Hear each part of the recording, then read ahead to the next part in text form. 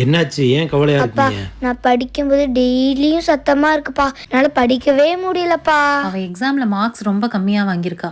இந்த ஏரியால எல்லாருமே புறணியா பேசிட்டு இருக்காங்க. நம்ம இந்த ஏரியா விட்டு நிம்மதியா எங்கேயாவது போயிடலாமா? பாப்பா நீ இங்க வாயேன். இந்த கரண்டில ஃபுல்லா தண்ணி ஊத்தி அதை சிந்தாம அப்பா கிட்ட கரெக்டா எடுத்துட்டு வா.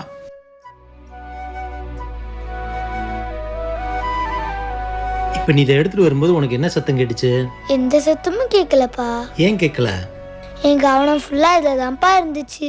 அதேதான் பாப்பா, உன் கவனம் ஃபுல்லும் தண்ணி சிந்தக்கூடாதுன்றதுல இருந்ததுனால வெளியில இருக்க எந்த சத்தமும் உனக்கு கேட்கல. படிக்கும்போது படிப்புல மட்டும் கவனம் வச்சேன்னா வெளியில இருக்க எந்த சத்தமும் உனக்கு கேட்காது. இதே தான் உனக்கும். நம்ம எங்க போனாலுமே அங்கேயும் இப்படி நம்மளை குறை சொல்றவங்க, புறம் பேசுறவங்க இருக்க தான் செய்வாங்க. நிம்மதி இல்லைன்னு இடம் மாறிக்கிட்டே இருக்கிறத விட நம்ம இருக்கிற இடத்துல நிம்மதியை உருவாக்கிக்கிறோம். நம்ம வேலையில மட்டும் கவனமா இருந்தோம்னா வெளியில பேசுற பேச்சு உனக்கு கேட்கவே கேட்காது.